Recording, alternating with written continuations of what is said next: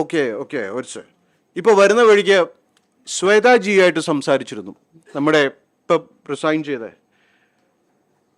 Women എംപവർമെന്റിന്റെ പേരിൽ നടക്കുന്ന സ്ത്രീക്ക് സുരക്ഷ കൊടുക്കുമെന്നാണ്, അല്ലെങ്കിൽ സ്ത്രീകളെ ഏറ്റവും കൂടുതൽ സംരക്ഷിക്കുമെന്നാണ് വി.ഡി. സതീശൻ പറഞ്ഞിട്ടുള്ളത്.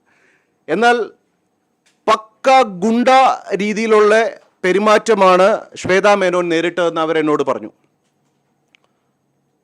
സിദ്ദിഖിൻ്റെ, ഇടവേള ബാബുവിൻ്റെയും ഒക്കെ നേതൃത്വത്തിൽ അവരെ, അതായത് 6,40,00,000 ഒരു കണക്ക് പറഞ്ഞുകൊണ്ടാണ് ഇവരെ അപമാനിച്ചത്.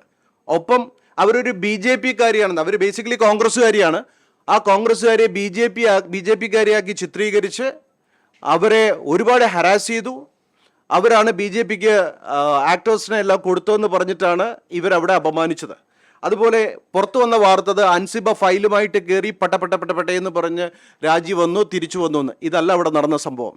അവിടെ സ്ത്രീകൾക്ക് അമ്മ, ഞാൻ പണ്ടും പറയുന്നുണ്ട്, അമ്മ ഒരു അച്ഛനില്ലാത്ത സംഘടനയാണ്. മോഹൻലാൽ പറഞ്ഞിട്ട് പോലും ഇവർ മൈൻഡ് ചെയ്തിട്ടില്ല. ഇവരുടെ തോന്നിയവാസം സ്ത്രീകളെ വളരെ മോശമായിട്ട് ഫിസിക്കലിയും മെൻ്റലി ഹരാസ് ചെയ്യുകയും ടോർച്ചർ ചെയ്യുകയും ചെയ്യുന്ന കുറച്ച് വെടക്ക് കാമവെറിയന്മാർ ഈ അമ്മ സംഘടനയിലുണ്ട്. അവരെ എന്താണ് ചെയ്യേണ്ടതെന്ന് ജനം തീരുമാനിക്കണം. കാരണം ഇതുപോലുള്ള ഒരു സ്ത്രീകളെ ഇത്രയും മോശമായിട്ട് ചിത്രീകരിക്കുന്നത് ധർമ്മമാണോ? എന്നിട്ട് ഇതിവിടെ മുഖ്യമന്ത്രി എന്താണ് മാങ്ങ പറിക്കാതിരിക്കുകയാണോ? മുഖ്യമന്ത്രിക്ക് എന്താ ഈ വിഷയത്തിൽ ഇടപെടാൻ പറ്റാത്തത്? പറയുന്നത് മാത്രമേ ഉള്ളൂ, എല്ലാം അദ്ദേഹം പറയുന്നുണ്ട് ചിരിച്ചോണ്ട്. പക്ഷെ എന്തൊക്കെ കാര്യങ്ങൾ ചെയ്യുന്നു. സ്ത്രീകൾക്ക് യാതൊരുവിധ സുരക്ഷയും ഇവിടെയില്ല. സ്ത്രീയാണ് ശക്തി.